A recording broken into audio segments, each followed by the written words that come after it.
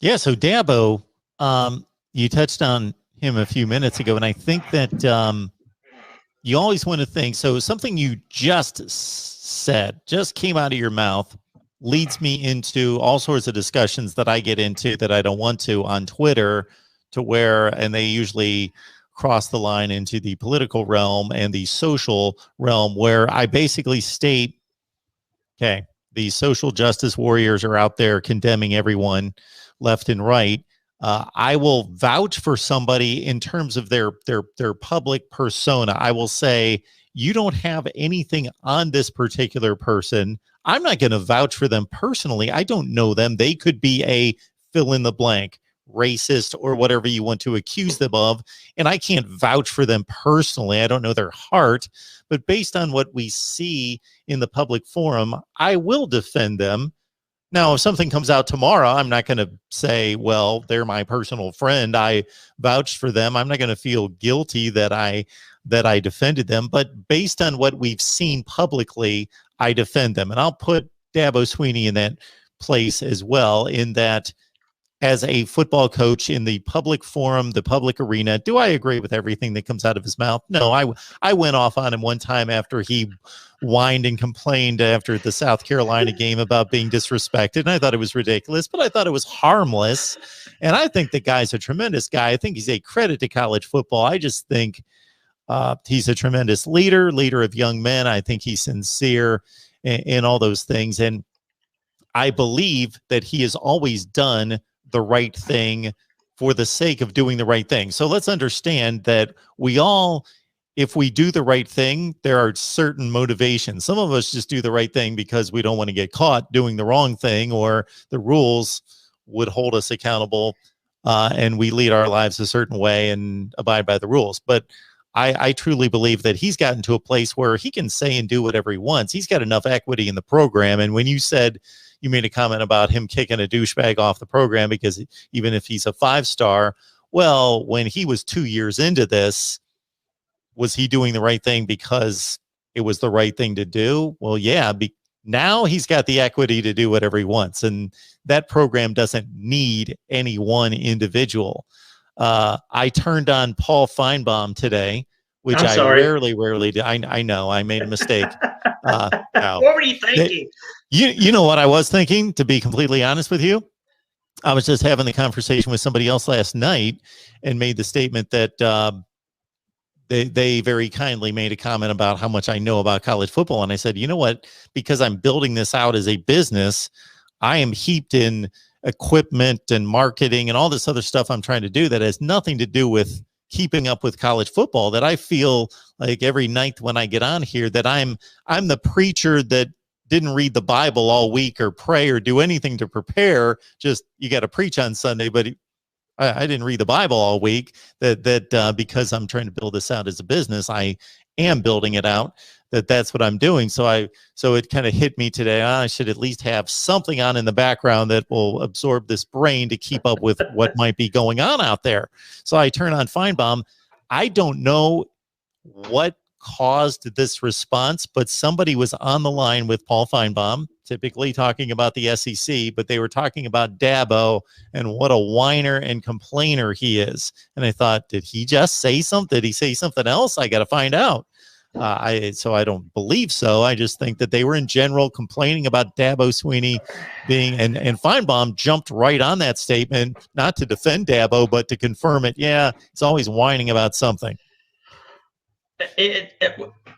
Oh my God! Right now, have you ever had one of those moments where you have 50 things to say, but you have one mouth to say it with? That's me, right? I would think that you constantly have those moments. I would think that would be your life existence. Okay, that is my life existence, and that's why a lot of times, this is me being real here. This is not me putting on for us doing this right now. There's times that people will catch me in serious things, and all of a sudden I'll just start kind of in between mumbling. They think, oh, he doesn't have the words to say. No, I'm choosing wisely, man. I'm choosing wisely because I don't want to have to apologize, especially in a moment when I know someone's in error. I mean, Feinbaum, it takes one to know one. I mean, there's no God help me. I'll leave that alone. You know what? If me, I try to be one of those people, whether people believe it or not. I try to step on the outside and look inside what other people. If I was on the outside looking in, I could see how people could definitely get irritated with Swinney. Definitely, definitely. I also think that Swinney has come from a place to where he has always been the underdog. He's always been the underdog. Guys, was out Alabama, and I want to say something that's going to get me in trouble, and you just forgive me. And if you end up having to cut this part out, cut it out, and never have me on again.